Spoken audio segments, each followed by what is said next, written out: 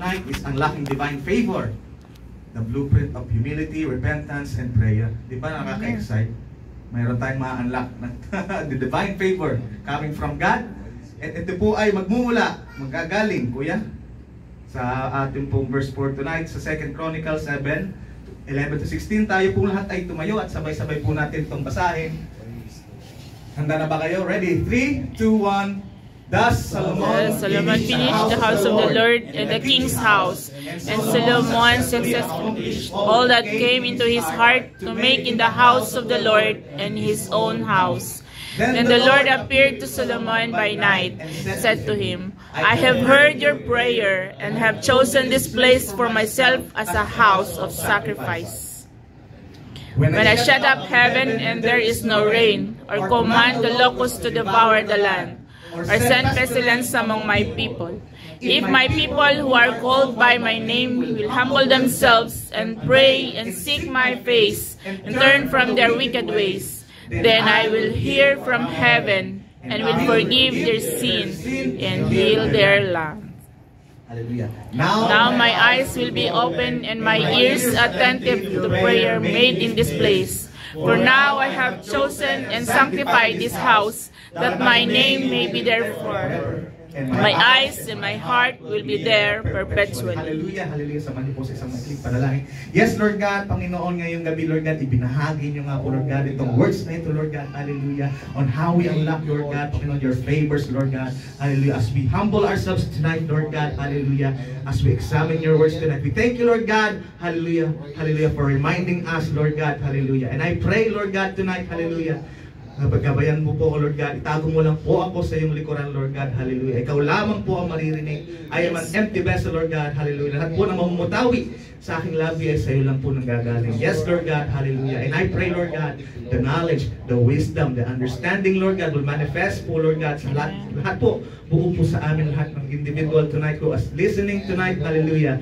hallelujah. At ito po ay aming magampanan, aming pong mapalakad, sa buhay namin, Lord God, hallelujah, hallelujah, itong mga message mo, Lord God. Muli, maraming salamat in Jesus' name, by the power of the Holy Spirit. Amen. Amen. Praise God, hallelujah. So, balik, konting ano lang, sa ating scripture, sige po. Bale, yan po ay during the time na may ginawang temple si Solomon, may pinagawa siyang temple. And during this time, madami siyang, hinanda niya talaga to para i-welcome si Lord. Para dun manahan, si Lord. Ginawa niya, madami siyang ginawang pinirepair, nagkatay siya ng libo-libong mga baka at tupa, at madami siyang, ilang araw silang nag-celebrate. And after that, ito nga yung, yung after nga ma-finish ni Solomon yung yung pine-repair niyang temple, yun, the Lord appeared, hallelujah, to Solomon. So malalaman natin yung tonight yung mensahe ng every scripture. So handa na po ba tayo? Amen. Hallelujah. Kuya Bernie, moving on. May mga points po tayo. Maiksi lang po ito. 15 minutes and 2 hours. Sabi po dito, hallelujah, sa ating first point, God's presence demands humility. Amen. Parang umpisa pa lang, madinig pa lang natin tong message na God's presence demands humility. Hallelujah. Naintindihan na agad natin, di ba? If you want to seek God, kung gusto mong maranasan ang presensya ni Lord, makita si Lord, makausap si Lord, before everything, we should humble ourselves. Amen. Amen. Sabi ko dito, the dedication of the temple symbolizes a significant moment, but God emphasizes that His presence cannot be confined to a building. Ibig sabihin, kasi nasa temple, ibig sabihin yung presensya ng Lord hindi lang doon, hindi lang dito. Sa church, natin mararanasan ang presensya ng Lord. Amen. It expands, it transcends this building, it transcends the temple, it transcends everywhere. Kasi nga, omnipresent si Lord. Amen. Yun yung reminder lang kasi kasama yun sa verse natin kanina. At pinili ni Lord nga during that time, doon siya mananahan in that temple. But it is a reminder sa atin na bilang mananampalataya na hindi lang dapat sa church tayo sinisik si Lord. Hindi lang sa church nakikita sa Lord. Reminder sa atin yun not only in a temple, in a religious place, makikita si Lord. Huwag nating ilagay sa mindset natin, wala naman. Bahay tayo, kasama mo si Lord. Nasa trabaho tayo, kasama natin si Lord. Nabiyahe ka, kasama mo si Lord. Naliligo ka, nakain ka, kasama natin lagi si Lord. Amen. The presence of God is everywhere. Amen. Hallelujah. Malinaw po. Alam na po natin yun. Amen. Kaya magtiwala tayo dapat yun. God is always here. Amen. Ano po? And next, Kuya Bernie. Sabi nga po dito, but true worship and favor begin with a humble acknowledgement of God's transcendence and our dependence on Him. Amen. Hallelujah. We humble and acknowledge God. Dapat everywhere, anytime. We humble ourselves dapat. Bago tayo humarap kay Lord. Naharap ba kayo kay Lord na medyo mayab? Lord, maangas. Handa na ako, Lord. Bigay mo na yung mga pagpapala mo, Lord. Ready na tanggapin yan. Alam kong ibibigay mo. Ganun ba tayo? No. Maybe we have a sense of, sabihin na natin, parang Expectant. pride as a Christian na dahil na ano natin si Lord. But alisin natin sa mindset natin yun. Kasi porket Christian ka, mas madali kang makaka-communicate, madali kang makakasik kay Lord. Hindi ganun. We should humble ourselves. Dapat humble tayo. Every time we seek the Lord, every time na tayo ay haharap sa Panginoon, humble ka. Amen. Kahit tayo ay masaya, humble yourself. Amen. Kahit binibless ka ni Lord, humble yourself. Amen. Kung may pinagdaraanan kang pagsubok, humble yourself to Lord. Kahit anong nararanasan natin, ano na-experience natin, every time you seek God, humble yourself to God. Amen. That's, ganun gusto di ba ni Lord, na tinataas ni Lord ang nasa baba. At ang nasa taas ay ano po? Humility before God is the foundation of true worship. Amen. Pagiging humble ay foundation ng tunay na pagsamba kay Lord. So let us be reminded that we should always have a humble heart, showing humility every time na tayo ay magpre-pray, every time na tayo ay magpre-praise and worship, every time Amen. every time, period. hindi lang during church hours, hindi lang during prayer, hindi lang during sinisik mo si Lord, every time. Di ba mas gusto ni Lord sa atin na tayo ay humble. Amen. Kasi parang it's a training na rin ka. Kasi humble ka naman sa church, gawin mo na rin sa ibang aspect ng buhay mo. Pag nasa bahay ka, humble ka dapat. Pag nasa trabaho ka, humble ka dapat. Pag nasa magandang posisyon ka, humble ka pa rin dapat. Ano po? God is reminding us to humble ourselves. Amen? So next, point 2. Hallelujah. The condition for God's healing. Hallelujah. May condition pala. Ano po? God's promises is conditional upon His people humbling themselves, seeking His face and turning from their wicked ways. So hindi basta-basta natin makakamit yung, di ba may mga pinag-pray tayo minsan, ba't kaya siguro hindi sinasagot ni Lord? Kasi hindi natin hinahumble sarili natin. Do you seek God? Genuinely mo ba sinisik si God? Taus-puso mo ba siyang sinisik? Dapat ganun tayo. Bakit di sinasagot ni Lord? Kasi hindi mo naman talaga tunay siyang hinahanap. Siguro ganun. You only praying because you want this significant thing, this yung itong bagay na ito, kasi yun lang, kaya mo lang siya sinisik. Kasi may problema akong specific. May gusto akong specific, kaya ako lang nagpre-pray. Dapat hindi ganun. That's not the purpose of prayer.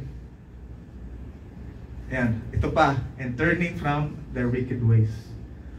But I know, praise God, wala na namang tayong ginagawa siguro mga wicked.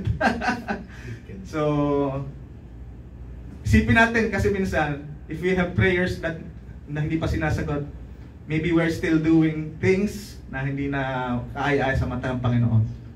Kasi alam naman natin, sin separates us from God.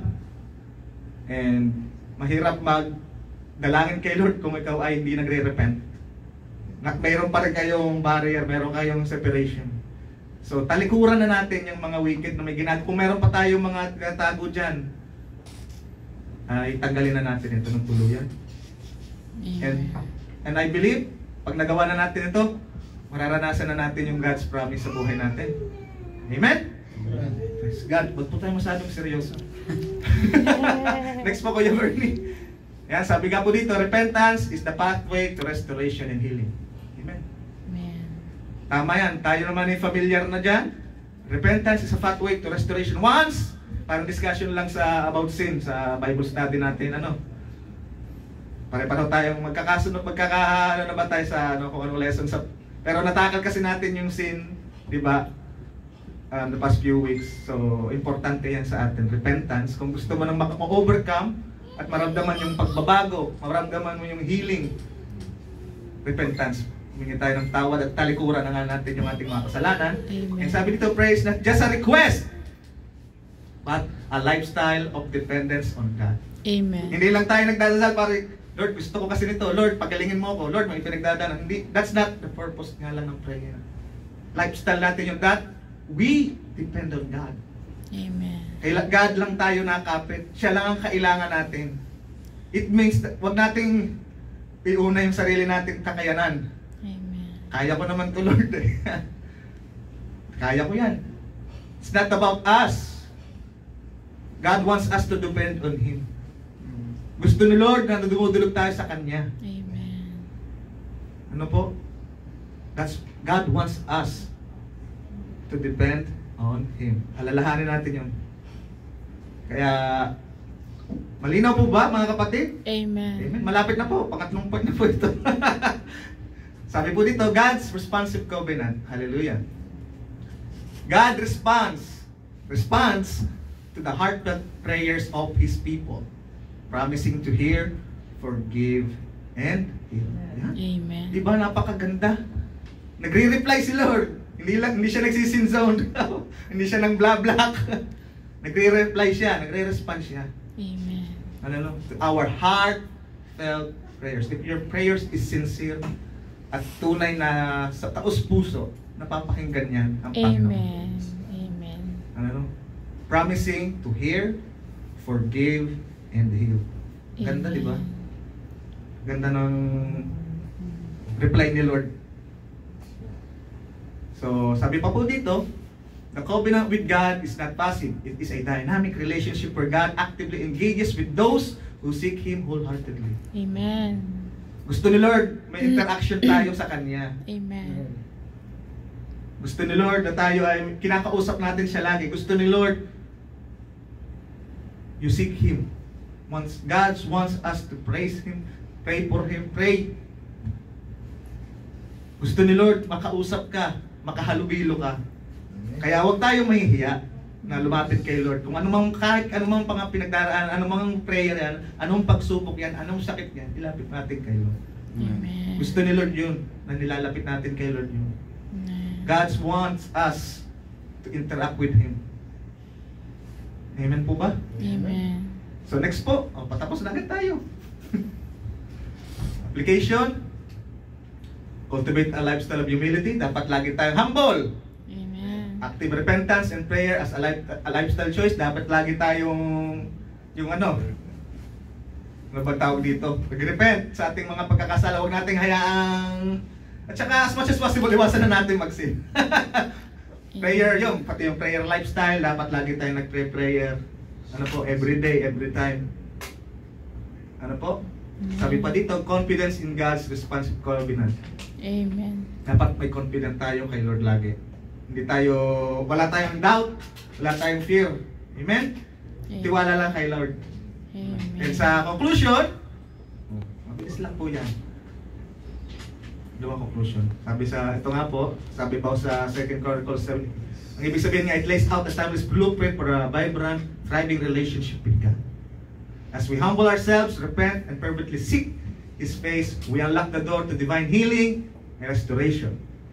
Let us embrace this call to humility and prayer, knowing that God's covenant is alive and responsive to the hearts of those who earnestly seek. Amen. Amen po. Malinaw po ba? Gusto niyo po ulitin natin? Praise God, hallelujah. Tayo po'y manalangin.